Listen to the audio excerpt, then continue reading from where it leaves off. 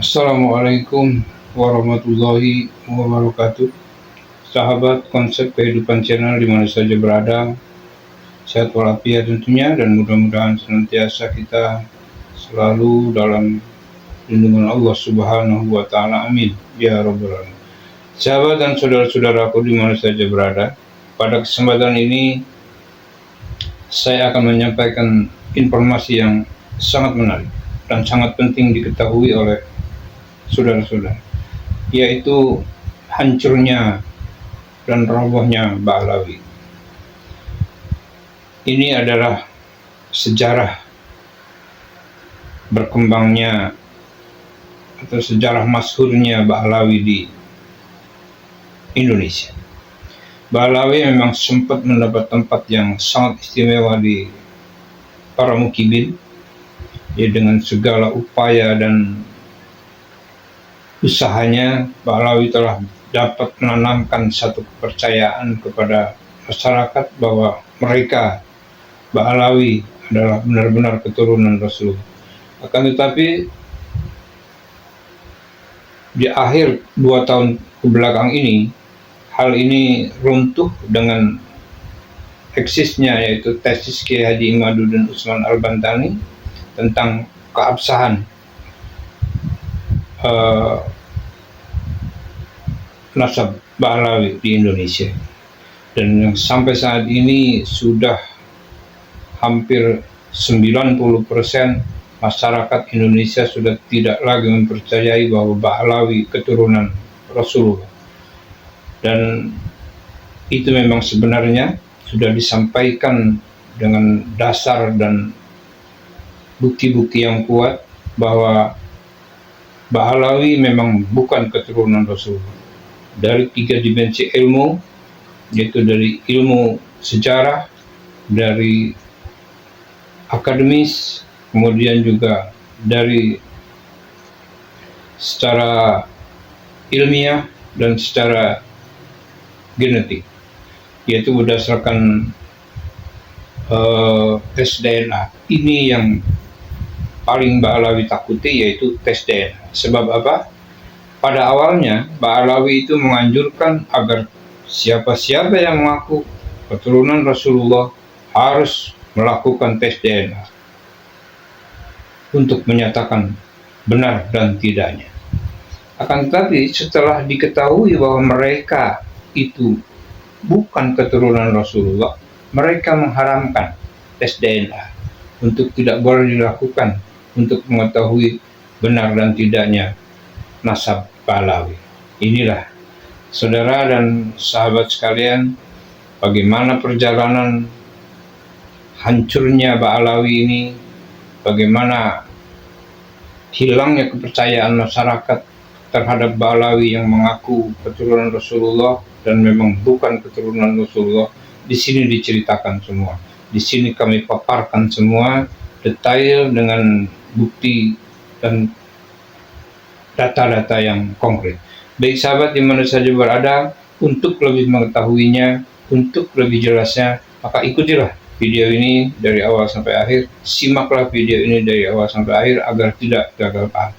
Baik sahabat di mana saja berada, mari kita simak video ini, yaitu hancurnya klan Ba'alawi di Indonesia. Bismillahirrahmanirrahim. Assalamualaikum warahmatullahi wabarakatuh.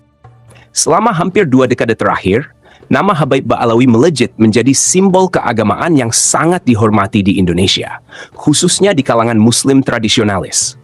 Mereka dikenal sebagai keturunan Nabi Muhammad SAW yang membawa misi dakwah dan menjadi panutan umat. Dalam 2 tahun terakhir, popularitas mereka mengalami perubahan yang sangat drastis. Masyarakat mulai mempertanyakan status mereka, bahkan kehilangan respek terhadap keberadaan para habaib ini. Apa sebenarnya yang menyebabkan runtuhnya marwah mereka? Bagaimana perjalanan sejarah mereka di tanah air, dan apa pelajaran yang bisa kita ambil dari fenomena ini? Mari kita bahas secara mendalam. Era reformasi menjadi momentum kebangkitan popularitas habaib di Indonesia. Salah satu tokoh paling menonjol adalah Rizik Syihab, pendiri Front Pembela Islam (FPI), yang berhasil memanfaatkan perubahan sosial politik untuk membranding habaib sebagai figur penting di tengah umat Islam. Melalui narasi bahwa Habaib adalah keturunan Nabi, ia dan kelompoknya berhasil membangun citra Habaib sebagai sosok istimewa yang patut dihormati dan diikuti. Popularitas ini tidak hanya dimonopoli oleh Rizik Syihab, tetapi juga diperkuat oleh figur-figur Habaib lain seperti Habib Lutfi bin Yahya dari Pekalongan, yang dikenal sebagai tokoh spiritual. Di berbagai daerah, muncul banyak Habaib yang menjadi pemimpin kelompok pengajian dan komunitas sholawat, meneguhkan posisi mereka sebagai tokoh berpengaruh di masyarakat. Dengan semakin banyaknya masyarakat yang percaya pada status mereka, Habaib berhasil membangun komunitas pengikut yang fanatik, sering disebut muhibin. Komunitas ini tidak hanya menunjukkan kecintaan mereka kepada Habaib, tetapi juga menjadi bagian dari laskar-laskar loyalis yang siap membela Habaib dalam berbagai situasi, baik secara sosial maupun politik. Popularitas Habaib membawa dampak besar terhadap hubungan mereka dengan tokoh-tokoh keagamaan pribumi, seperti kiai dan tuan guru. Para Habaib kini memiliki pengaruh yang jauh lebih luas, termasuk dalam arena sosial dan politik. Relasi ini menciptakan sebuah dinamika baru, di mana Habaib memiliki posisi tawar yang sangat kuat di hadapan tokoh-tokoh keagamaan dan masyarakat umum.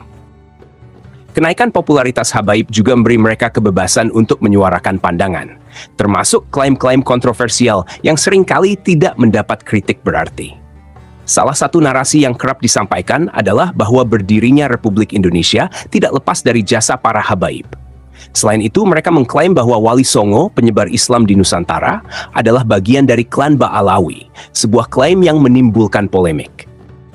Posisi sosial, keagamaan, dan politik yang semakin kokoh memberi ruang bagi sebagian Habaib untuk menunjukkan sikap arogan yang melampaui norma dan hukum. Tidak hanya merasa sebagai kelompok eksklusif yang tidak bisa disentuh kritik, mereka juga kerap menyuarakan narasi yang jauh dari nilai-nilai Islam yang rahmatan lil alamin. Hal ini terlihat jelas dalam berbagai ceramah dan aksi yang penuh dengan ujaran provokatif serta pelecehan verbal terhadap pihak-pihak yang berbeda pandangan. Dalam konteks politik identitas yang menguat pasca reformasi, Rizik Syihab, salah satu tokoh sentral di kelompok ini, memanfaatkan panggung untuk melancarkan berbagai narasi politik dan agama yang memecah belah. Ulama yang bejat, ulama yang buruk, ulama yang busuk. Gus Dur itu buta mata juga buta hati. Pak Said Agil Siraj, Ketua Umum PBNU, saudara, dia gedek sama Wahabi. Nah, karena Wahabi pada jenggotnya panjang-panjang, yang disalahin jenggot, goblok. Militansi para pengikutnya membuat situasi semakin keruh, karena kritik atau perlawanan terhadap Habaib seringkali dibalas dengan intimidasi, ancaman, hingga tindakan kekerasan. Bahkan, kasus persekusi terhadap individu atau kelompok yang dianggap berbeda pandangan sering dilakukan secara terang-terangan, termasuk dalam siaran televisi nasional. Keruntuhan marwah Rizik Syihab yang kala itu dielu-elukan sebagai imam besar, memanfaatkan statusnya untuk berbicara apa saja tanpa batas. Tuduhan liar, seperti menuduh lawan politik sebagai komunis, anti-asing, atau anti-Islam, menjadi bagian dari retorikanya. Namun, yang lebih memprihatinkan adalah penggunaan kata-kata kasar, fitnah, dan ujaran kebencian yang tidak mencerminkan moralitas dan nilai-nilai Islam. Ironisnya, narasi-narasi tersebut tetap diterima oleh para pendukungnya yang loyal tanpa mempertimbangkan validitas atau dampaknya terhadap persatuan umat. Puncak dari arogansi ini mulai runtuh ketika Rizik terjerat skandal pribadi yang memalukan. Tersebarnya percakapan mesum yang melibatkan dirinya dan seorang wanita bernama Firza Hussein menghancurkan citra moral yang selama ini dia bangun. Skandal ini menjadi bahan olokan di media sosial, mengikis kredibilitasnya di mata publik, meskipun ia berusaha menyangkal dengan berbagai cara, termasuk sumpah mubahalah. Saat jeratan hukum mengancam, termasuk kasus-kasus lama yang kembali mencuat, Rizik memilih untuk meninggalkan Indonesia dan menetap di Arab Saudi. Keputusannya ini tidak hanya mencerminkan upaya untuk menghindari proses hukum, tetapi juga menunjukkan ketidakmampuannya menghadapi konsekuensi dari tindakan-tindakannya. Ironisnya, di Tanah Suci, ia pun sempat berurusan dengan hukum lokal akibat dugaan pelanggaran izin tinggal dan insiden bendera terlarang. Setelah Rizik Syihab kehilangan panggung sosial politik, muncul Bahar bin Sumaid sebagai tokoh baru yang kontroversial. Berbeda dari Rizik yang membangun citra sebagai pemimpin gerakan anti maksiat, Bahar justru dikenal luas akibat aksi kekerasan terhadap anak ia lakukan secara terang-terangan. Video aksinya viral di media sosial, memicu kemarahan publik sekaligus simpati dari kelompok pendukungnya. Bahar menghadapi jeratan hukum atas perbuatannya dan menjalani hukuman penjara. Ia memanfaatkan situasi tersebut untuk membangun narasi bahwa dirinya adalah korban ketidakadilan pemerintah. Strategi ini berhasil menarik simpati sebagian masyarakat, khususnya mereka yang sudah memiliki sentimen anti-pemerintah. Salah satu hal yang membedakan Bahar dari Rizik adalah keterus-terangan Bahar dalam mengklaim garis keturunan Rasulullah Muhammad SAW. Dengan penuh kecongkakan, ia sering menyerukan, "Di dalam tubuh kami mengalir darah Rasulullah," seolah-olah status tersebut memberikan keistimewaan dan kekebalan hukum. Coba sebut lagi. Asyhadu anna Muhammadar Rasulullah. Muhammad jaddan au jaddi. Muhammad kakekmu atau kakekku. Kalau engkau berkata Muhammad kakekmu, kadzabta, kamu bohong. Muhammad kakeknya siapa? Kakek. Kalau engkau mengakui Muhammad kakekku, kenapa engkau bisa berani menjadi saksi? Bahkan, dalam persidangan, ia menuntut perlakuan istimewa sebagai keturunan Nabi, suatu sikap yang menuai kritik tajam dari berbagai kalangan. Kepongahan Bahar ini semakin mencolok melalui ceramah-ceramahnya. Ia sering melontarkan cacian, hinaan, dan ujaran kebencian terhadap pihak-pihak yang tidak sejalan dengan pandangannya. Tidak hanya tokoh pemerintah yang menjadi sasaran, tetapi juga ulama tradisionalis yang dihormati oleh mayoritas umat Islam di Indonesia. Meski ia tidak mampu menghindari hukuman, kasus Bahar justru membuat namanya semakin dikenal, terutama di kalangan kelompok oposisi yang memanfaatkan narasinya untuk menyudutkan pemerintah. Di tengah retorika politik yang semakin tajam, Bahar menjadi simbol perlawanan bagi kelompok anti-pemerintah. Hal ini mirip dengan pola yang sebelumnya dijalani oleh Rizik Syihab, meski dengan pendekatan yang lebih kasar dan frontal. Popularitas Bahar ini tidak sepenuhnya positif. Ceramah-ceramahnya yang kasar, penuh caci maki, dan seringkali tidak berdasar, membuat banyak masyarakat mulai jengah. Sayangnya, kritik terhadap Bahar nyaris tidak terdengar lantang, baik dari kalangan ulama maupun masyarakat umum. Anggapan bahwa Habaib adalah keturunan Nabi masih menjadi tameng kuat, yang membuat banyak pihak enggan atau takut untuk mengoreksi secara terbuka. Tidak lama setelah kontroversi ceramah-ceramah Bahar bin Sumaid yang menuai kritik, muncul gebrakan intelektual dari Kiai Imaduddin Usman. Secara mengejutkan, Kiai Imaduddin mempublikasikan hasil kajiannya yang menyatakan bahwa klaim Habaib Ba'alawi sebagai keturunan Nabi Muhammad SAW tidak memiliki dasar ilmiah yang kuat. Ia menyebut bahwa rangkaian nasab Habaib adalah hasil rekayasa Ali Asy Syakran yang ditulis pada abad 9 atau 10 Hijriah tanpa dukungan dari manuskrip dan kitab yang terverifikasi. Pada awalnya, tesis ini diremehkan oleh kalangan Habaib dan beberapa pimpinan Nahdlatul Ulama NU. Mereka menganggapnya sebagai gagasan spekulatif yang tidak berbahaya. Lambat laun, tesis ini mulai mendapat dukungan luas, terutama dari kalangan akar rumput NU. Dukungan ini semakin menguat ketika tesis Kiai Imaduddin Usman diperkaya dengan data komprehensif dari berbagai sumber dan hasil kajian yang lebih mendalam dari para peneliti lainnya. Seiring berkembangnya penelitian, klaim keturunan Nabi yang dipegang Habaib Ba'alawi mulai runtuh. Tinjauan sejarah dan filologi oleh Menachem Ali, ditambah hasil tes DNA yang dilakukan oleh berbagai pihak, serta penelitian tentang asal-usul Ba'alawi, memberikan bukti bahwa klaim tersebut hanyalah mitos yang tidak dapat dipertanggungjawabkan. Ketika data ilmiah dipaparkan, Habaib Ba'alawi tidak mampu memberikan bantahan yang memadai. Hingga saat ini, tidak ada satupun yang berhasil menolak kajian Kiai Imaduddin dengan bukti-bukti yang terverifikasi. Kajian Kiai Imaduddin menjadi pukulan telak bagi klaim Habaib Ba'alawi, khususnya mereka yang selama ini mengandalkan status keturunan Nabi sebagai dasar legitimasi sosial dan keagamaan. Fakta-fakta ilmiah yang dipublikasikan tidak hanya menggugurkan klaim tersebut, tetapi juga memengaruhi eksistensi klan Ba'alawi secara keseluruhan. Bagi masyarakat umum, kajian ini menjadi penyuntik keberanian untuk menyatakan dengan tegas bahwa klaim keturunan Nabi yang dipegang oleh Habaib tidak memiliki dasar ilmiah. Narasi tentang keistimewaan keturunan Ba'alawi yang selama ini dianggap tabu untuk dikritik mulai runtuh di mata publik. Dengan kemajuan teknologi informasi, masyarakat kini memiliki akses lebih luas terhadap catatan sejarah, video ceramah, hingga temuan di lapangan yang memberikan gambaran lebih jelas tentang peran dan pengaruh kelompok habaib, baik di masa lalu maupun saat ini. Dalam kajian sejarah, nama-nama seperti Utsman bin Yahya dan Hamid Al-Ghadri sering disebutkan dalam konteks kerjasama dengan kolonial Belanda. Hal ini memunculkan pertanyaan besar tentang peran habaib di era penjajahan. Apakah mereka benar-benar pejuang atau hanya sekadar kaki tangan penjajah? Catatan seperti ini memberikan kontribusi pada perubahan persepsi masyarakat.